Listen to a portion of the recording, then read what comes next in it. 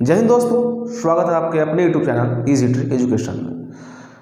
आज हम लोग पढ़ेंगे संघीय कार्यपालिका। संघीय कार्यपालिका का यह पार्ट 3 है। यह पार्ट 3 है, ठीक है।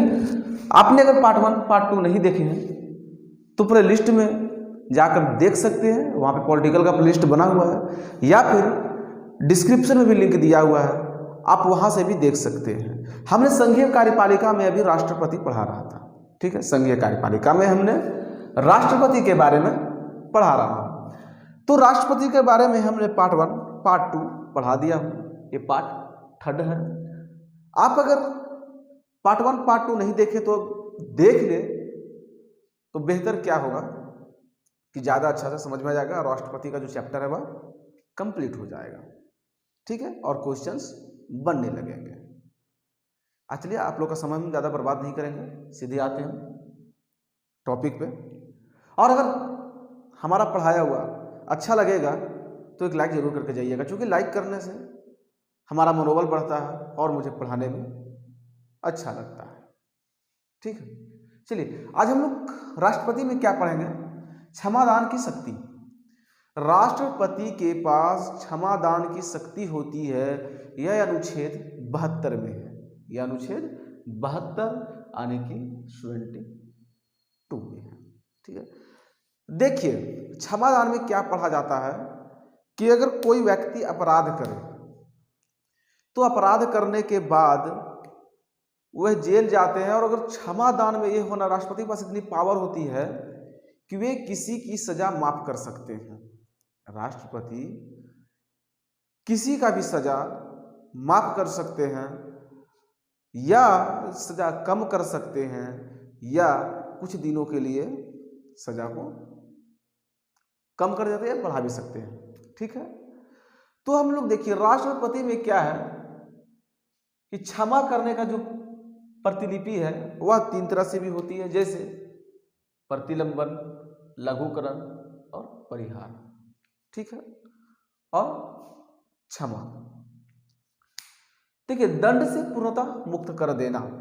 राष्ट्रपति के पास क्षमा में इतना पावर है ना, कि वे कोई व्यक्ति को दंड के से हमेशा के लिए मुक्त कर सकते हैं। अगर कोई व्यक्ति पे सजा है 4 साल 5 साल या जितनी साल भी सजा हो, तो राष्ट्रपति के पास इतनी पावर है कि वे दंड से पूर्ण रूप से मुक्त कर सकते हैं। दंड से पूर्ण रूप से मुक्त कर सकते हैं। और फिर क्या आता है? प्रतिलंबन। देखिए, प्रतिलंबन विधि में क्या होता है कि दंड को कुछ समय के लिए लंबित करना। प्रतिलंबन में क्या होता है कि दंड को कुछ समय तक लंबित करना, मतलब कि दंड को कुछ समय तक टाल के रखना, यही होता है प्रतिलंबन। दंड को कुछ समय के लिए लंबित करना, मतलब कि कुछ समय के लिए टाल के रखना, ठीक है। फिर क्या होता है? लघुकरण। दंड की प्रकृति को बदल देना। देखिए, अब दंड की प्रकृति को बदल देना अगर कहा जाए तो दंड की प्रकृति बदल देना मतलब कि अगर सपोज दैट कि किसी को मृत्यु दंड मिला हुआ है, ठीक है। मैं उदाहरण के तौर पर बता देता हूं कि किसी को अगर सपोज दैट माना कि मृत्यु दंड मिला हुआ है, फांसी की सजा सुनाई हुई है, या फिर उसे उम्र कैद कर दिया गया है, उम्र कैद सजा दे दिया गया है, तो राष्ट्रपति के पास इतना पावर है कि इन्होंने दंड की प्रकृति को बदल देना। मतलब अगर किसी को मृत्यु दंड मिला हुआ है तो उसे उम्र कैद में बदल सकते हैं। किसी को उम्र कैद मिला हुआ है तो उसे दंड कम दे सकते हैं, मतलब कि उसकी जो दंड की सीमा है वह घटा सकते हैं, ठीक है। तो जैसे क्षमादान, तो क्षमादान की शक्ति अनुच्छेद 72 में याद रहेगा आप लोग को। फिर क्या है? परिहार। परिहार में क्या है कि दंड की मात्रा को कम कर देना।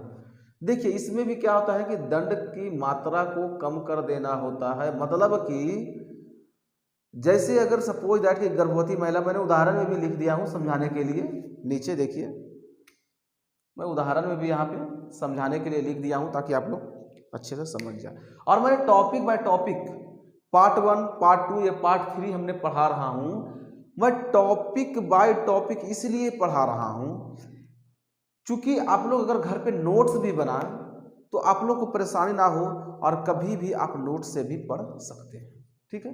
इसलिए मैं एक एक टॉपिक बाय टॉपिक पढ़ा रहा हूं पूरा नोट्स टाइप से, ताकि आप लोग को अच्छी से अच्छे ढंग से समझ में आए। तो परिहार में हम क्या पढ़ रहे थे? परिहार में दंड की मात्रा को कम कर देना। अगर सपोज दैट किसी महिला को कारावास भेजा गया, दंडित किया गया है, जेल भेजा गया है, और वे महिला अगर गर्भवती है तो उसकी सजा कम कर सकते हैं या फिर कुछ दिनों के लिए उन्हें सजा टाल सकते हैं, ठीक है। यहाँ पर दिया किसी महिला अपराधी को उसके गर्भवती के समय दंड की मात्रा को कम कर देना। अगर सपोज दैट कि उसकी दंड जो सजा सुनाई गई है 2 साल है और वो महिला गर्भवती है तो उन्हें कुछ समय के लिए सजा को रोक दिया जा सकता है, ठीक है, अथवा सजा कम कर दिया जा सकता है, ठीक है। तो हम लोग क्षमादान की शक्ति में पढ़ ले। क्षमादान की शक्ति में क्या क्या है? यहां से अगर क्वेश्चन आएगा तो भूलेंगे क्या आप लोग? नहीं। देखिए कभी भी क्वेश्चन यहां से पूछता है कि क्षमादान की शक्ति अनुच्छेद कितना में है, क्षमादान की शक्ति कितने अनुच्छेद में है। कभी अगर क्वेश्चन पूछे कि क्षमादान की शक्ति कितने अनुच्छेद में है तो आप लोग गड़बड़ाएंगे नहीं, सीधा आप लोग को बोलना है कि अनुच्छेद 72 में। यहाँ पे मैंने साफ लिख दिया हूँ, अनुच्छेद 72 में क्षमादान की शक्ति है, ठीक है। फिर क्या है? राजनैतिक शक्ति। देखिए राजनैतिक शक्ति अगर हम कहें तो जैसे एक दूसरे देश से संध्या करना या फिर राजदूतों के बारे में पढ़ना, ये सब राजनैतिक शक्ति होता है। ये भी पावर राष्ट्रपति के पास होता है, ठीक है। जैसे क्या है, विभिन्न देशों में राजदूतों की नियुक्ति राष्ट्रपति करता है। जैसे आप सुने होंगे कि हमारे देश के बहुत से राजदूत हैं जो बहुत से देश में हैं, मतलब कि लगभग हर देशों में हर अलग अलग देशों के राजदूत होते हैं। हर देशों में हर अलग अलग देशों के राजदूत होते हैं, ठीक है। तो यह जो होता है कि विभिन्न देशों में राजदूतों की नियुक्ति राष्ट्रपति करता है, ठीक है।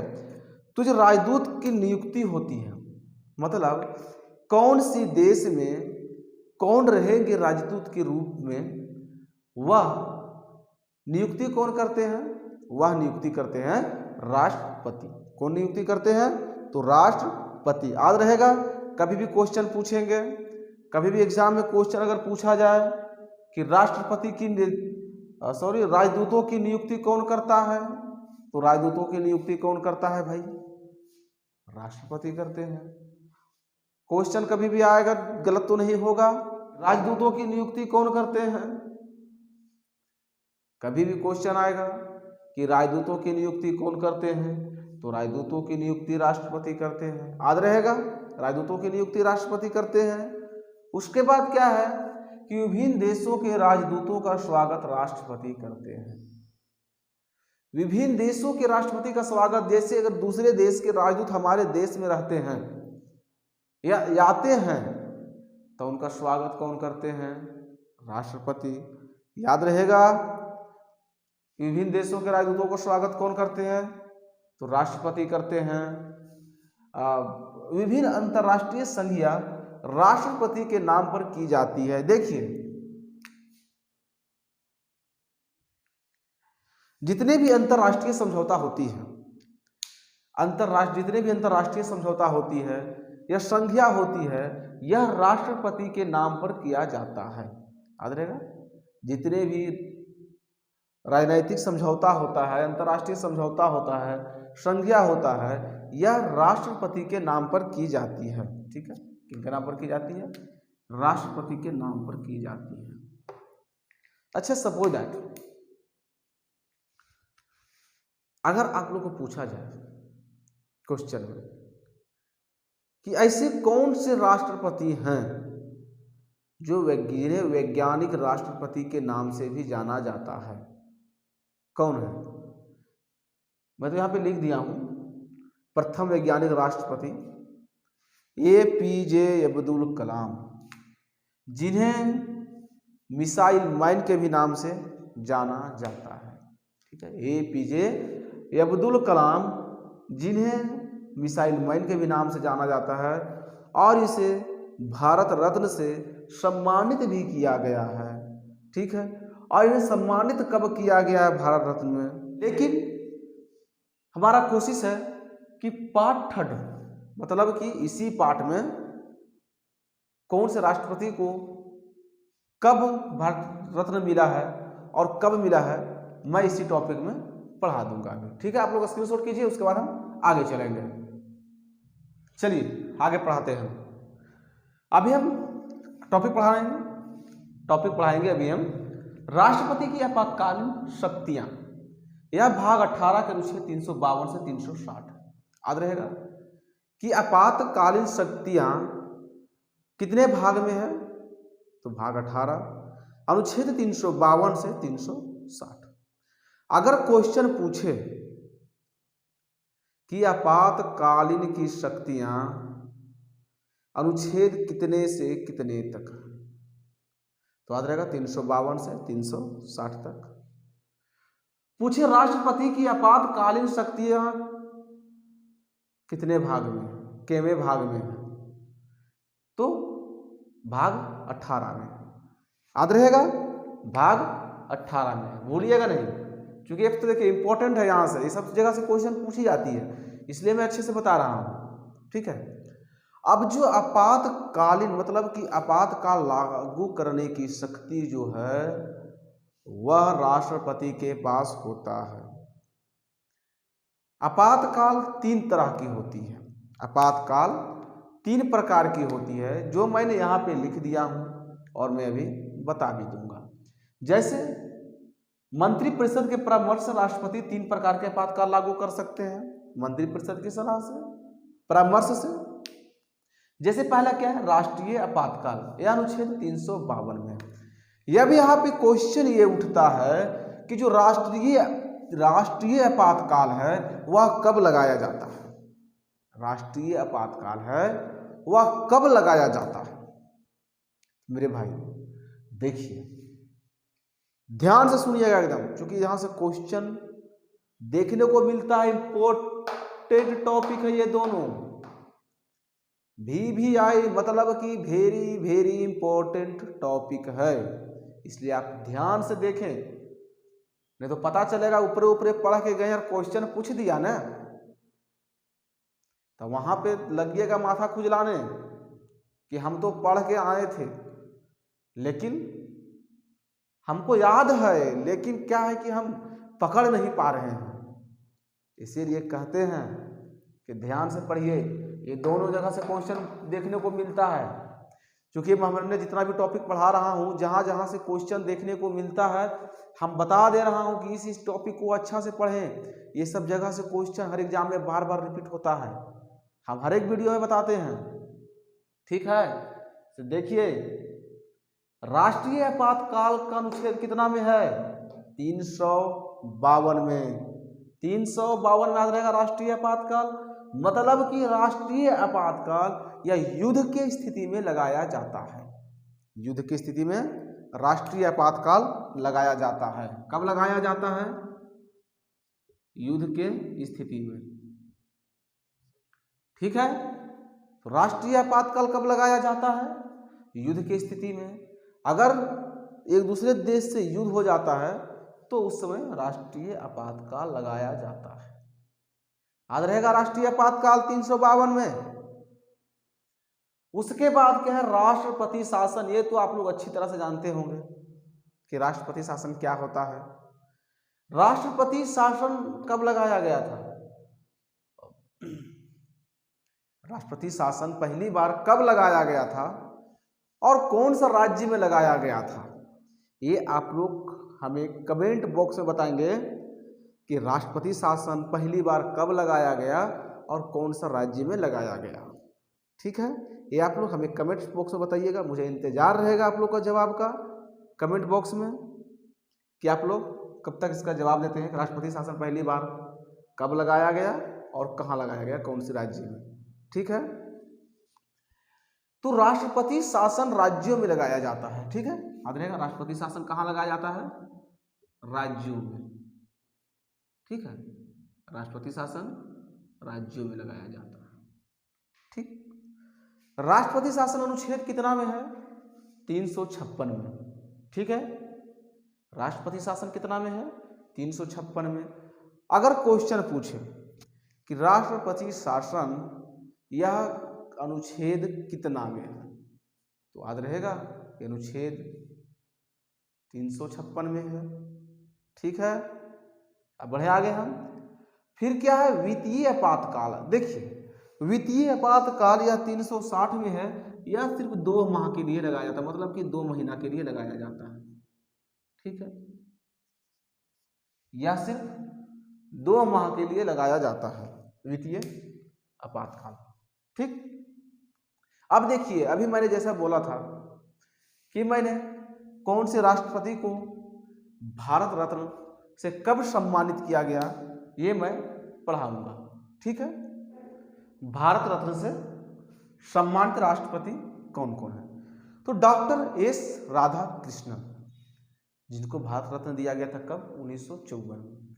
उसके बाद क्या है, डॉक्टर राजेंद्र प्रसाद, जो भारत के प्रथम राष्ट्रपति भी रह चुके हैं, उन्हें भारत रत्न से सम्मानित कब किया गया है, 1962 में। अब आप लोग के मन में यह ख्याल आता होगा कि सर भारत के प्रथम राष्ट्रपति जब डॉक्टर राजेंद्र प्रसाद रहे, ठीक है, तो पहले राधा कृष्णन आप क्यों लिखे, डॉक्टर एस राधा कृष्णन क्यों लिखे हैं? क्वेश्चन तो मन में उठता ही होगा, सवाल तो मन में उठता होगा कि जब प्रथम राष्ट्रपति डॉक्टर राजेंद्र प्रसाद रहे हैं तो आप डॉक्टर एस राधा कृष्णन पहले क्यों लिखे। देखिए, हमने चूंकि प्रथम और द्वितीय की बात यहां पे नहीं किया हूं, मैंने किया हूं कि जैसे जैसे राष्ट्रपति को, जिन जिन राष्ट्रपतियों को पहले भारत रत्न मिला है, कौन कौन ईस्वी में लिखा है, मैं उनके अनुसार लिखा हूं। तो सबसे पहले भारत रत्न किन्हें मिला था, डॉक्टर एस राधाकृष्णन को। कब मिला था, 1954 में, याद रहेगा। सबसे पहले भारत रत्न किसे मिला था, भूल गए, डॉक्टर एस राधाकृष्णन को। कब मिला था, 1954 में। दूसरा में मिला था डॉक्टर राजेंद्र प्रसाद को, कब मिला था, 1962 में। तीसरा बार डॉक्टर जाकिर हुसैन, कब मिला था, 1963 में। उसके बाद वीवी गिरी को मिला, कब मिला, 1975 में। फिर मिला डॉक्टर एपीजे अब्दुल कलाम को, कब मिला, 1975 में, जिन्हें मिसाइल मैन के भी नाम से जाने जाते हैं। प्रथम वैज्ञानिक राष्ट्रपति भी एपीजे अब्दुल कलाम थे। हाल फिलहाल में जिनको मिला, प्रणब मुखर्जी को, ये तो सबको मालूम होगा कि कब मिला, 2019 में। कब मिला, 2019 में। इन्हें बीजेपी की सरकार ने दिए थे। हाल फिलहाल जो अभी सरकार है नरेंद्र मोदी की सरकार में, इन्हें मिला था, प्रणब मुखर्जी को भारत रत्न से सम्मानित किया गया था। कब किया गया था कि हाल में 2019 में। 1975 के बाद सीधा 2019 में भारत रत्न मिला कोई राष्ट्रपति को। 1975 में ही तक ही मिला था भारत रत्न, उसके बाद 2019 में मिला प्रणब मुखर्जी को। 2019 में भारत रत्न से सम्मानित किया गया। ठीक है, याद रहेगा। ये क्वेश्चन पूछते हैं हम इसी से। ठीक है, जितना मैं पढ़ाया हूं अभी, जितना बोर्ड पे लिखा हुआ है ना, आप लोग एक बार अच्छा से देख लीजिए। मैं यहीं से क्वेश्चन पूछूंगा, आप लोग फंस जाइएगा। एक बार देख लीजिए अच्छे से, देख लिए। चलिए, अगर पूछ दे, देखिए एकदम इंटरेस्टिंग क्वेश्चन है, ठीक है, पूछा जा सकता है कि आज तक भारत में आज तक कितने राष्ट्रपति को भारत रत्न से सम्मानित किया गया है? आज तक कितने राष्ट्रपति को भारत रत्न से सम्मानित किया गया है? बताइए। अभी तो मैंने पढ़ाया टोटल, क्वेश्चन तो फंस गए होंगे। 6 राष्ट्रपति को। देखिए 1 2 3 4 5 6। मैंने यहां तक बोला ना कि तीसरे बार किसे मिला था भारत रत्न? तो तीसरा बार मिला था जाकिर हुसैन को 1963 में। लेकिन फिर मैं आगे इसलिए नहीं बोला कि चौथे बार इनको मिला, 5वें बार इसको मिला, 6ठे बार इसको मिला, क्योंकि इसलिए नहीं बोले, हमारा दिमाग में नया प्रश्न आ गया था, ठीक है, जिसके कारण मैं यहां से फिर नहीं बोला, ठीक है। तो इस टाइप से भी आपको एग्जाम में क्वेश्चन को फंसाया जाएगा, भरोसा नहीं किया जा सकता है, क्वेश्चन कहीं से भी किसी भी तरह उलट फेर के फंसाया जाएगा। तो याद रखेंगे कि आज तक कितने राष्ट्रपति को भारत रत्न से सम्मानित किया गया है? तो भारत रत्न से सम्मानित आज तक 6 राष्ट्रपति को किया गया है। प्रथम बार किसे किया गया था? डॉक्टर एस राधाकृष्णन को, दूसरी बार राजेंद्र प्रसाद को, तीसरी बार जाकिर हुसैन, चौथी बार वीवी गिरी, 5वीं बार डॉक्टर एपीजे अब्दुल कलाम, और छठा में कौन है? प्रणब मुखर्जी, 2019 में जिन्हें मिला। ठीक है, याद रहेगा। देखिए ये राष्ट्रपति के बारे में पार्ट 3 हमने पढ़ा दिया। आपने अगर राष्ट्रपति के बारे में पार्ट 1 वीडियो और पार्ट 2 वीडियो नहीं देखे हैं तो डिस्क्रिप्शन में लिंक दिया हुआ है, आप वहां से भी जाकर देख सकते हैं। अन्यथा प्लेलिस्ट में जाकर पॉलिटिकल का प्लेलिस्ट बना हुआ है, आप वहां से भी जाकर वीडियो को देख सकते हैं।